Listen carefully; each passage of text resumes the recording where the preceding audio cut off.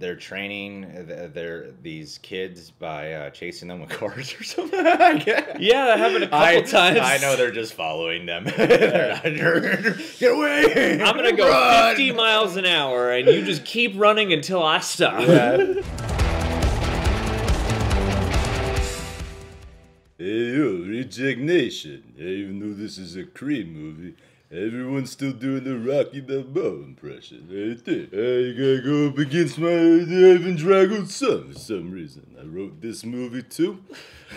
He dies, he dies. Creed 2 official trailers right here from the MGM channel, people. Before we do that, I wanted to say thank you to everyone who's been following us on the Stardust app, ladies and gentlemen. This is not a sponsored video by Stardust, making that clear. They should sponsor all our videos though, because we've been shouting them out quite a bit. Over there, we do 30-second reactions for TV shows, films, trailers. Oftentimes, you know, maybe once a month, maybe a few times a month, we might just make a little 30-second sketch. It's been a lot of fun. There's a lot of big YouTubers over there as well.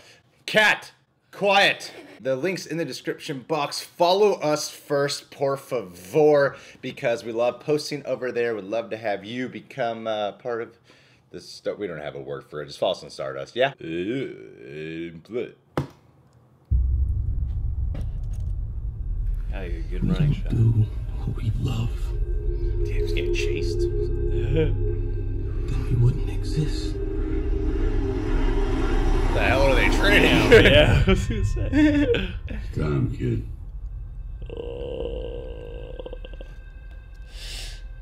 Wow, these films just keep getting darker. It's like nothing really matters to him right now, including me. Oh You no. gotta think real hard about this. Do you got people that need you now? As a kid? I'm taking the fight.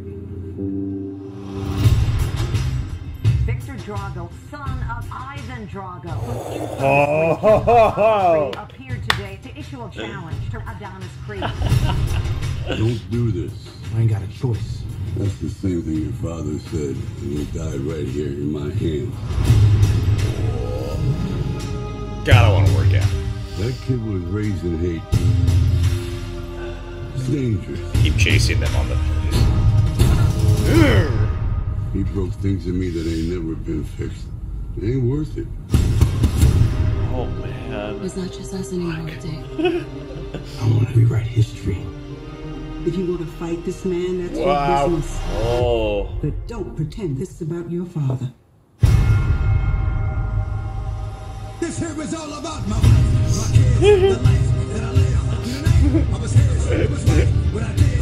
My ups and downs, my slips, my falls, my trials and tribulation. Nice, man. Damn. This won't be the end of me. This feels so epic. I know, right? It can't be, because we're a team.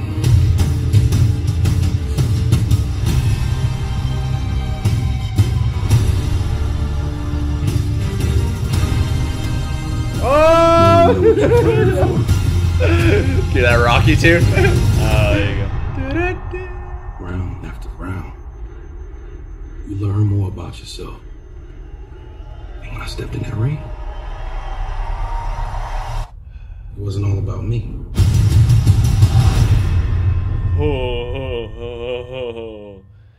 Damn. Damn. I wonder which point in the movie that line comes from. Oh man, I've seen all the Rocky movies several times.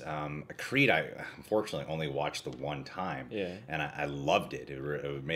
Left a big impact on me. Yeah, same. If there's one instinct I have though, which you got to do with sequels apparently all the time, you gotta make Go them darker. freaking darker, man.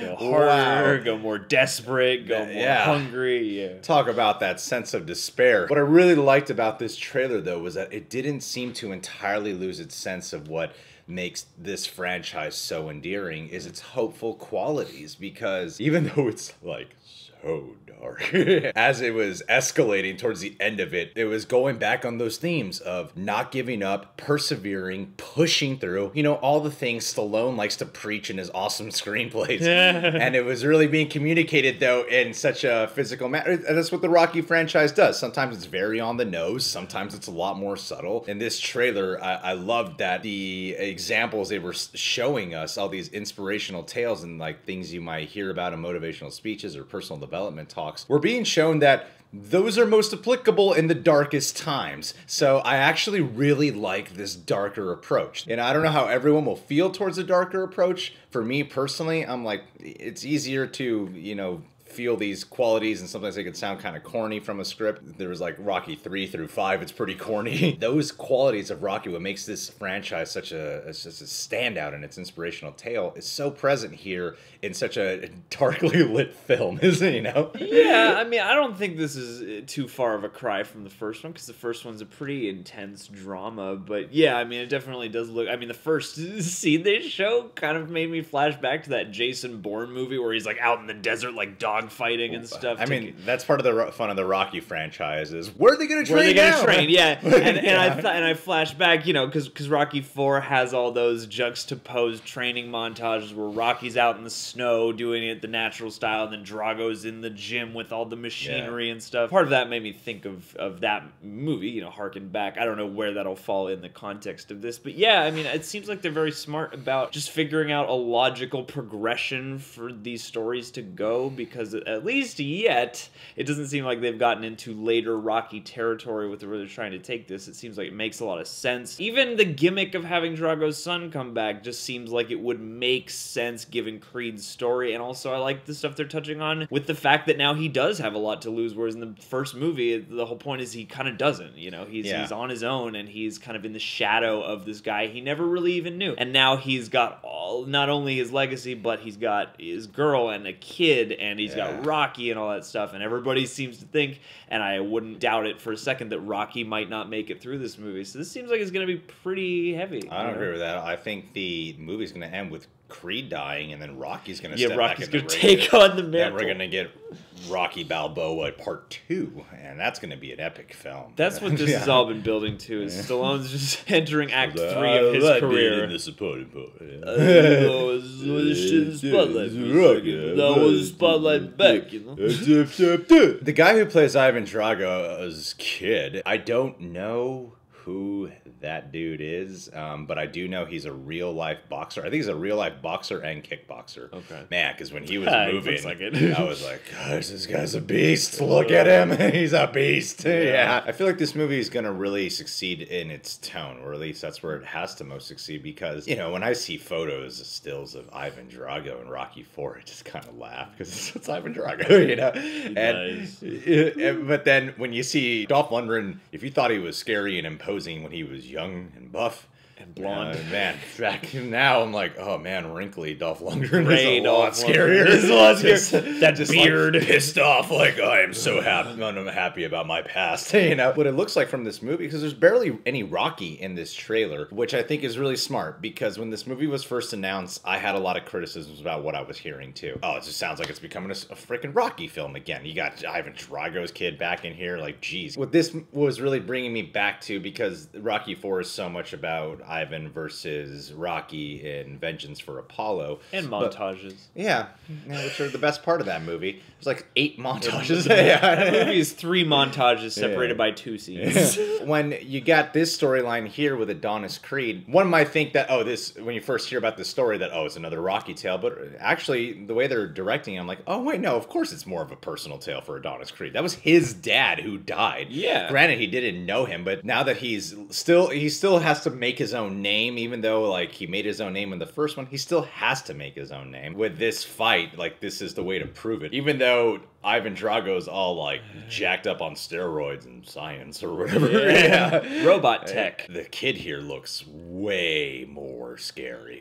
Way more imposing. I'm like, oh, this looks like it'd be a tougher fight. Like you could die in this fight. Kind of like what happened before. And I thought it was kind of interesting to have Rocky's presence in this trailer mostly be him trying to talk him out of doing this. Yeah. You know, which just seems like kind of a turn for him as well. Part of me wants to make a Cobra Kai joke and be like, oh, maybe we're going to get to see things from Drago, like Ivan Drago's side, then Rocky's side, and see that they're both just guys trying to do better than they did before. Yeah. They have to have some kind of confrontation between Rocky and Ivan even in this, and I'm excited for that too. I mean, it's not the focus, obviously, but you know, I'm definitely excited to see them confront each other, because I have to imagine that they've both aged, and even if they're super at odds, you know, I can't imagine it's going to be the exact same kind of exchange it would have been, you know, however many years ago, 30 odd years ago. I'm really hoping, because I like Tessa Thompson in the first one. I feel like she does a great job. I feel like she elevates that material a lot. The writing on her I thought was okay. I think here,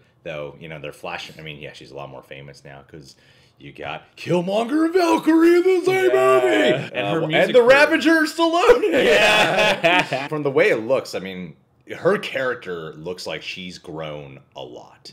Because what is she in the first one? She's like an aspiring musical artist or something, right? Yeah. And now she's like a mom in this one. Yeah. You know, she looks like her character has matured a lot. Giving up those dreams. I'm wondering if she's gonna be more in the Adrian role that served Rocky well for so many years. Yeah, I mean, right now, everything we're getting, I like how when you see Ivan Drago, it looks scary and imposing, not, he's back. Yeah. Like, he looks pretty intimidating. And also, its color palette looks different, too. It's got this, like, really dark blue thing going on about it. Yeah, it does. A little more, I guess. Seems like all the shadow to light ratios are a lot harsher. And yeah, it does seem like a lot more visually dark.